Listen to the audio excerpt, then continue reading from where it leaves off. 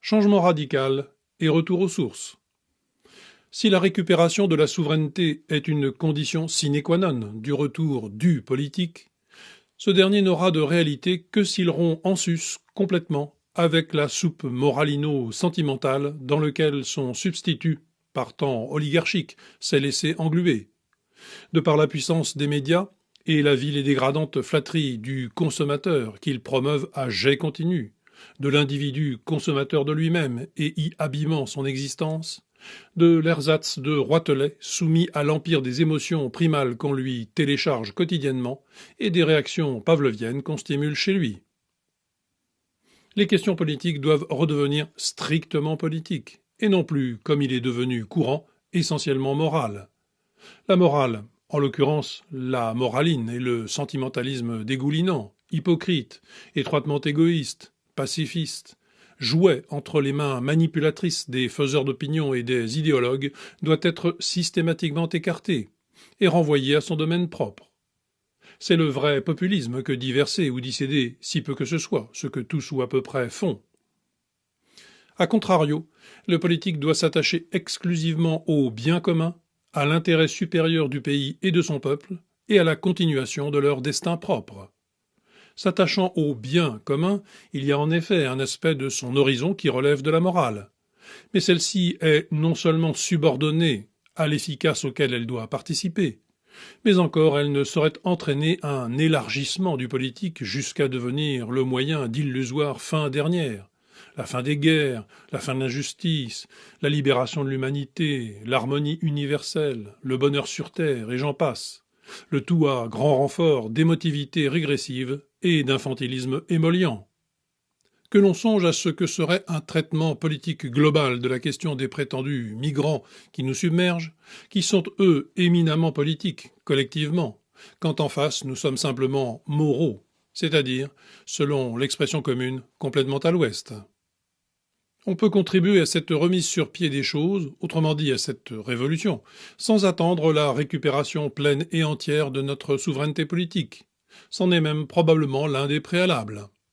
Contre la dictature des affects, des émois, du cas particulier érigé en absolu, du chantage jouant sur la médiocrité de tout un chacun, ne pourra se dire homme politique que celui qui rompra totalement avec cette mélasse, qui la refusera, la condamnera en toute occasion, pour ne se positionner qu'en politique sur les questions politiques, tout en se distinguant du technocrate, cet alter ego du démagogue sentimental. Prenons un exemple risqué, car sensible. L'avortement, et partant l'euthanasie, et ainsi de suite. Le politique doit-il trancher la question de la vie en son départ comme en sa fin? Non. Doit-il s'inscrire dans un cadre civilisationnel à travers la préservation au moins de la common decency qui participe des conditions de possibilité pré-politique de son peuple? Oui. Doit-il respecter la liberté personnelle? Oui. Doit-il suivre le dit progrès technique en toutes ses possibilités? Non. Il doit participer de sa maîtrise avec toute la société. Doit-il s'appuyer sur d'improbables comités d'éthique? Non. Doit-il laisser ouverte la porte à tous les excès sociétaux, comme on dit, poussés par la marchandisation totalitaire? Non. Doit-il accompagner par une politique publique les suites de la privatisation de la morale, ce rêve du libéralisme total? Non. Elle doit rester, pour ceux qui y tiennent, à tous égards et en toute logique, une affaire strictement privée.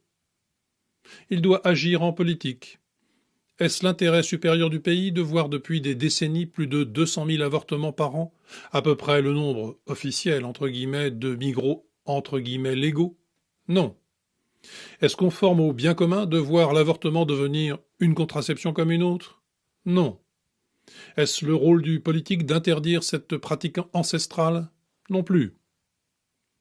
Et qu'est-ce qu'une liberté, en l'espèce d'avorter, qui implique l'interdiction et la pénalisation de toute expression contraire au credo qui la fonde, comme on vient de le voir avec l'envie du pénal qui a saisi Madame Rossignol? Eh bien, c'est une tyrannie. L'approche politique de cette délicate question est relativement simple, et la loi Veil en était assez proche, si on écoute bien ce qu'elle en disait alors.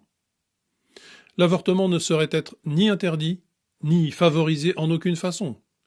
La dimension sociale de sa prise en charge doit jouer en faveur de la vie plus qu'en faveur de la mort, par principe et dans l'intérêt de la société, mais sans empiéter sur le domaine propre à chacun.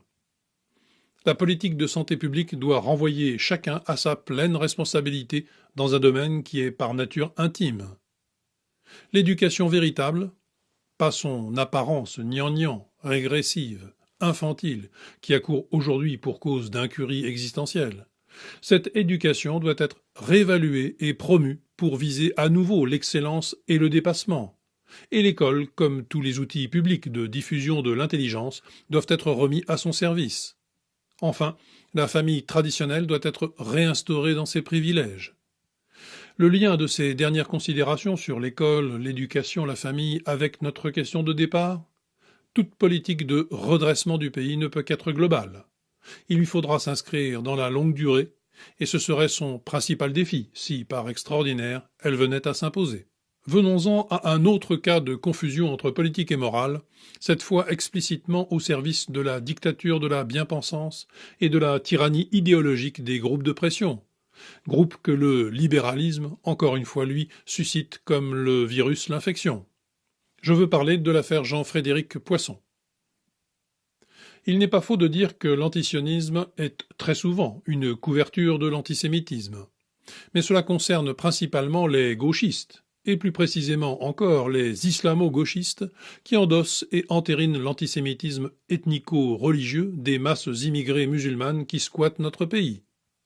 Il arrive, très marginalement, que cela soit aussi le fait des résidus ultra-minoritaires de feu l'extrême droite française, encore que celle-ci, dans ses minuscules cénacles, ne s'embarrasse sans doute pas de cette couverture pour entretenir son aversion rabique pour le peuple juif.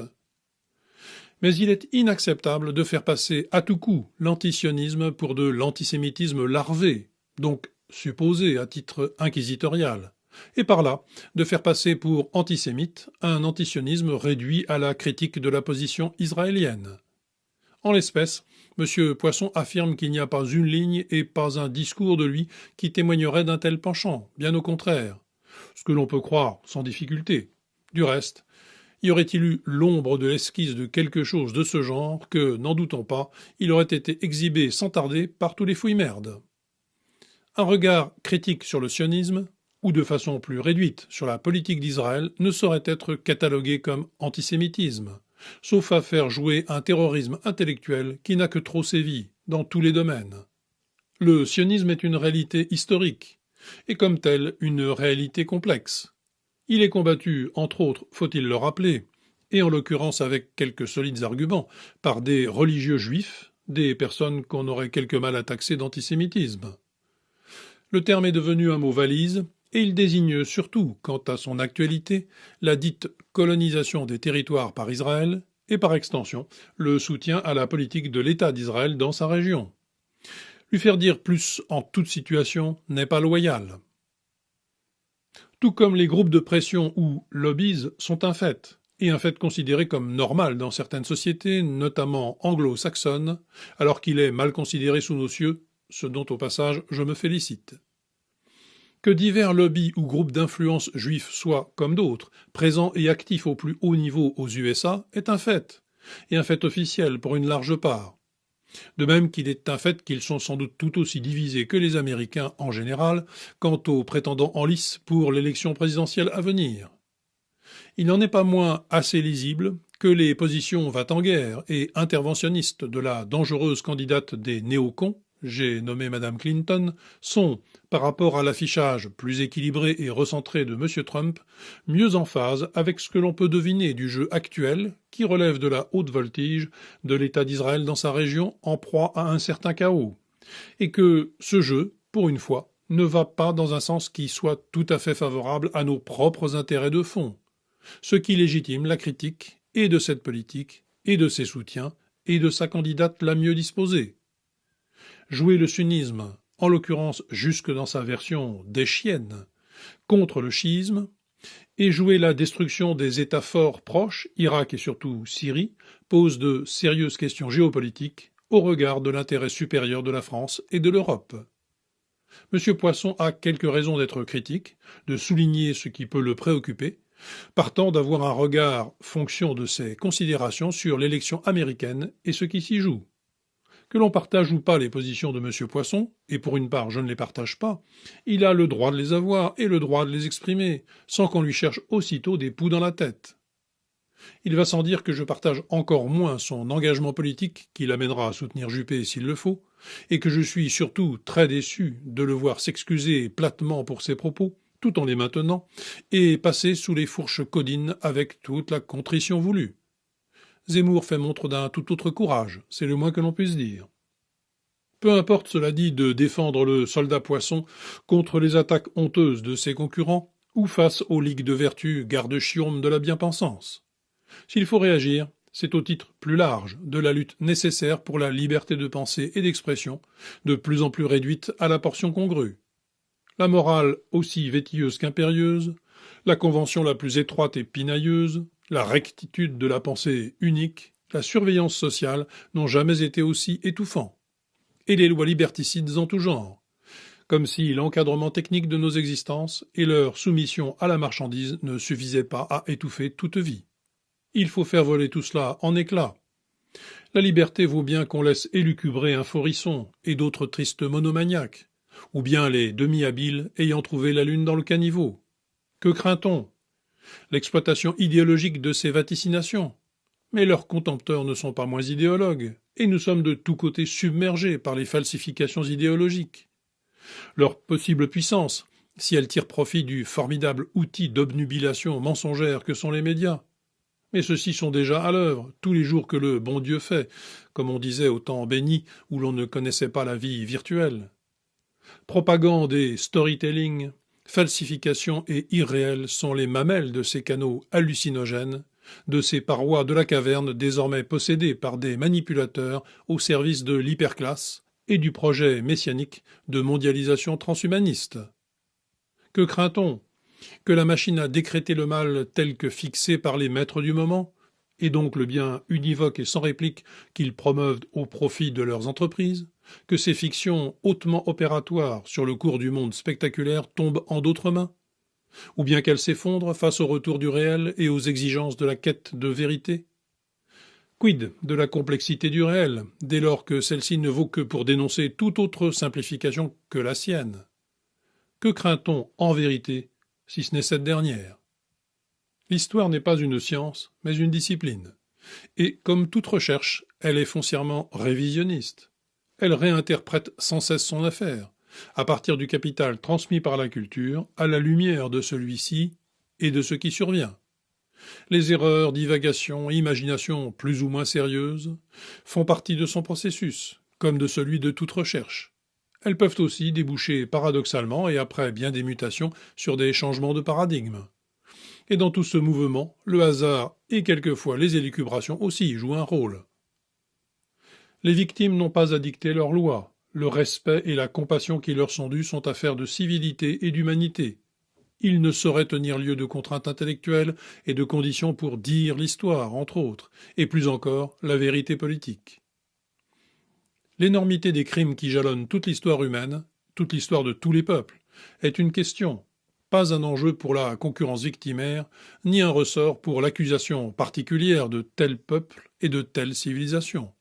Moins encore de la civilisation qui, précisément, est la seule à s'être remise en question et à avoir regardé en face ses violences et errements, la seule et l'unique à y avoir remédié de ses propres forces. Sur ce point, qu'on regarde l'histoire de l'esclavagisme, elle est à cet égard exemplaire. Si, avec Beethoven, l'on ne reconnaît pas d'autre supériorité que la bonté, et partant l'amour, alors notre civilisation est bien, in fine, la toute première, malgré et avec les abîmes qu'elle a tangentés. Qui pense hautement encourt le risque de se tromper grandement, comme dirait l'autre. Le fameux tribunal de l'histoire ne doit pas être dévoyé par les procureurs de l'institution judiciaire. Les cours européennes ou mondiales ne peuvent pas plus juger de l'histoire qui se fait sous nos yeux que de celle qui est passée. Les lois mémorielles doivent être abolies. Les lois liberticides et scélérates qui contraignent la liberté de penser, de voir et de dire également. Les seules limites de la civilité doivent être respectées, et autrement que par les lois. Elles doivent n'être soutenues que par le lien social et sa qualité. Ce qui est une question d'éducation et de culture, nous y revoilà, pas d'ordre public.